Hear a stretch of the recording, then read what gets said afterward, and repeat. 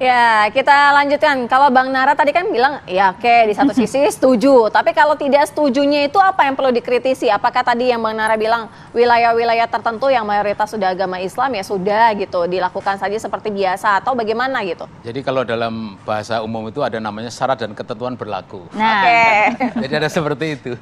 Ya, tidak langsung pukul rata, enggak begitu. Karena bagaimanapun ini, misalkan gini, apakah, kan survei tadi, survei itu apakah khusus Ramadan atau kesehari-harian? Ini kan beda-beda kan suasananya kan. Apalagi survei itu lagi buruk-buruknya kalau masa-masa politik itu. Jadi ketika ngomong hasil survei, 2021 kok Bang. 2021 survei. ya kurang 2 tahun lagi kan sama aja. Jadi kalau misalkan dalam survei itu menyebutkan setuju dengan ya diatur boleh ya, kemudian dibatasi boleh hanya untuk adzan dan iqomah. Tapi kalau Ramadan, ini bagi umat Islam itu kebanggaan. Di situ tidak hanya sholat ya, ada orang tua ingin mengedukasi anaknya untuk ikut ke masjid. Ada juga di situ, mohon maaf ya, bahkan arisan saja. Kadang di masjid kalau Ramadan itu, karena memar waktu ibadah sambil arisan. Ada lagi pengajian ibu-ibu, tidak waktu sholat itu. Jadi itu ada waktu mengumpulkan massa, mengumpulkan jamaah, kegiatan ekonomi, kadang ada bazar Ramadan. Kegiatan tidak hanya sholat saja. Oleh karena itu menurut saya, ini kan nggak panjang waktunya. Apalagi Saudi sekarang cuma 13 rakaat loh sekarang, apa itu namanya? Tarawihnya. Tarawih itu berubah ya. Kalau di Indonesia ya ada yang 23, ada yang 23 tapi cepat, ada yang 11 tapi panjang. Jadi maksud saya gini, khusus waktu Ramadan kita beri kelonggaran. Jangan. Kelonggaran seperti apa, harus jelas nih. Kalau saya tarhim itu boleh agak panjang, pakai speaker luar boleh. Kemudian adzan, iqomat, kemudian namanya sholat enggak harus di dalam ya. Tapi kalau sholat tarawih, apalagi yang sudah 11 rakaat itu maulah keluar lah sound system itu keluar. Karena juga biar bisa orang-orang yang tadinya belum tarawih langsung buru-buru. Betul. Ini suasana Ramadan. Nampar mereka-mereka.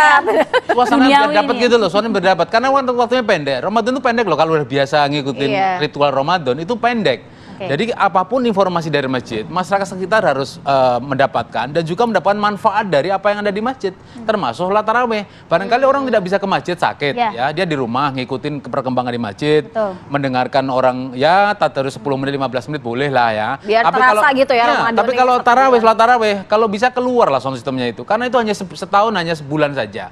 Sebagaimana agama lain juga seperti itu, ya biarkan aja, itu kan keistimewaan masing-masing agama. Jangan sampai ini internal agama kita malah mempersoalkan ritual kita seperti itu. Saya rasa tadi Pak Adip kan juga sampaikan jangan sampai kemudian kita ada kata mengganggu tadi. Anda sering mendapat laporan tidak bahwa ini mengganggu sekali? Nggak ada, justru teman-teman saya yang non muslim malah berterima kasih karena bangun pagi itu susah. Jadi dia terbantu dengan suara adzan maupun suara tarhim ya sebelum subuh itu malah terbantu karena bisa terbangun dengan suara itu. Banyak yang begitu. Dan saya juga memahami teman-teman saya yang non-muslim pun mereka nggak pernah protes kok. Ini yang ribut itu sebenarnya teman-teman kita sendiri, baik yang setuju atau tidak. Mungkin yang ikut survei tadi yang setuju, yang nggak ikut survei yang nggak setuju. Itu internal kita saja. Kalau non-muslim mereka fine-fine aja, mereka sangat menikmati ya. Bahwa dalam 1 tahun kami bisa menikmati suasana Ramadan. Makanya enak kan ada kolak ya kan, ada takjilnya macam-macam gitu ya Bang ya. Macam-macam kan seperti itu. Kalau desa, saya di kampung di Klaten, ada namanya jaburan. Jaburan itu dibagikan makanan-makanan yang dibawa oleh jamaah kepada seluruh jamaah masjid. Itu bentuk silaturahim. Nah, silaturahim ini tidak dalam sholat, tapi di antara sholat dan sholat atau setelah sholat tarawih. Itu mereka silaturahim. Bahkan di situ ada ceramah segala. Yang tidak bisa hadir yang sakit, dia mendengarkan dari toa atau sound system masjid. Itu manfaatnya. Jadi tidak hanya sholat fardu, sholat sunat saja, nggak begitu, tapi silaturahim ini yang penting. Bagian dari syiar tadi. Nanti puncaknya waktu Idul Fitri seperti itu. Jadi ya mereka bersilaturahim keliling-keliling tetangga. Tapi khusus untuk epicentrum masjid, ya epiwork masjid. Ini yang perlu kita atur adalah supaya mereka saling memahami, saling menerima dan tidak mengganggu tadi loh. Istilah mengganggu harus dibetulkan. Jangan sampai kata ibadahku malah mengganggu. Jadi sensitif nih kalau ngomongin mengganggu ya, Pak Adip. Ya, jadi kita juga di tahun 2024 ini kita juga mengeluarkan edaran terkait dengan syiar Ramadan itu. Jadi kita mengeluarkan SE nomor 1 tahun 2024 yang tadi memperkuat apa istilahnya bagaimana umat Islam itu meningkatkan syiar di bulan Ramadan itu. Antara lain salah satunya adalah memperbanyak kegiatan-kegiatan di masjid itu dengan ceramah Ramadan, pengajian Ramadan yang isinya adalah untuk memperkuat tadi persaudaraan, silaturahmi. Apalagi ini kan pasca pemilu itu kan. Jadi kita juga mengeluarkan edaran itu, edaran terkait dengan agar imbauan kepada masyarakat, khususnya umat Islam, untuk memperbanyak kegiatan-kegiatan di masjid dan musola dalam rangka menghidupkan bulan Ramadan itu dengan ceramah, kuliah Ramadan yang isinya itu memberikan pencerahan berupa mempererat persaudaraan, sehubungan pasca pemilu ini.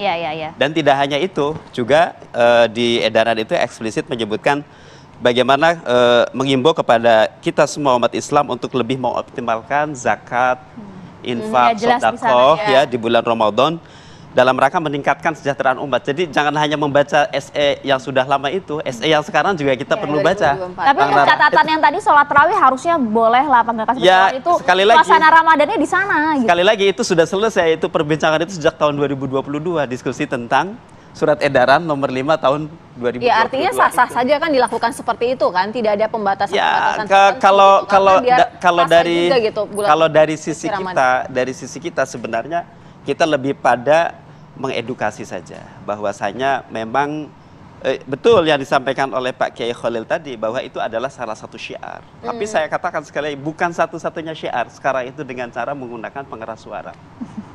Sekarang sudah di TV One juga syiar itu kan, di bulan Ramadan itu kan, di media-media, apalagi sekarang sudah menggunakan media sosial dan lain sebagainya. Justru itulah yang harus kita perkuat di sana. Tapi maaf Kiai, memang surat edaran yang tahun 2020 nomor 1 2024 itu memang kental toleransi. Jadi saya baca 3 kata toleransi yang ada di dalam himbauan itu. Sudah baca juga Bang Nara? Udah lah. Tapi yang sebelum-sebelumnya nggak ada kata toleransi. Maksudnya yang tahun-tahun lampau. Yang mau disampaikan apa? Yang mau disampaikan bahwa ini kayaknya motif untuk toleransi tanda petik. Ini yang mau diedukasi bahwa itu adalah bentuk toleransi, itu bentuk toleransi, itu bentuk toleransi. Yang pada tahun sebelumnya surat edaran itu nggak ada kata toleransi itu. Sekarang sampai 3. Artinya itu kalau menurut biasa orang yang mentafsir Al-Quran itu kalau katanya lebih dari 1, lebih dari 2 itu ada maksudnya. Apa? Penekanan gitu. Penekanannya di situ. Menurut saya ya. Tapi memang selama ini banyak yang nggak toleransi gitu artinya. Sebenarnya masyarakat toleran, cuma nggak tahu namanya. Maksudnya mereka udah toleransi, tapi itu adalah bagi masyarakat itu kata-kata baru bagi mereka. Nggak tahu itu apa sih kalau kita membiarkan agama lain melarang kita landing pesawat, melarang kita keluar rumah, itu toleransi karena membiarkan. Kalau dalam kamus Anda akan baca toleransi itu membiarkan, bukan mencegah, bukan membiarkan ya yang mereka keyakinan begitu, ajaran begitu dibiarkan supaya mereka nyaman. Coba kalau kita beribadah selalu ada kata-kata jangan mengganggu ibadah kok kesannya mengganggu. Jangan sampai kata-kata begitu, kan? seperti itu. Ya, baik. Pak Adip, tapi kita paham betul bahwa ini bentuknya surat edaran himbauan, bentuk edukasi. Tapi bagaimana kemudian agar hal ini efektif juga dipatuhi oleh seluruh musola, masjid? Karena kita tahu berapa tahun terakhir ini sejak surat edaran 2022 nggak efektif juga. Kalau kata dipakai itu waktu menghimbau sambil ngirim sound system tadi mungkin agak efektif sama operatornya. Tapi kalau yang menghimbau saja itu gratisan itu. Gimana Pak Adip? Biar lebih tegas lagi gitu. Ya memang kita wahana edukasi itu salah satunya antara lain melalui seperti acara hari ini ya dengan TV One, menghimbau kepada seluruh umat Islam, umat beragama untuk tetap menjaga hubungan baik begitu ya. Dan itu sudah terjalin di Indonesia ini. Tetapi kan kita harus tetap terus menjaga dan merawat lah kira-kira begitu. Dan itu bagian penting dari proses merawat itu dengan adanya edukasi itu. Dan untuk itu saya kira keterlibatan dari semua elemen tokoh masyarakat untuk bersama-sama membangun kesadaran tentang pentingnya kita menjaga khusyuan di dalam beribadah, esensi dari ibadah itu sendiri ya, untuk mendekatkan diri kepada Allah begitu ya, untuk kita lebih dekat taqarrub ilallah, itu kan saya kira juga menjadi wahana edukasi untuk kita semua. Dan itu tidak hanya melulu pemerintah, saya kira tokoh masyarakat, tokoh agama, kita semua termasuk media.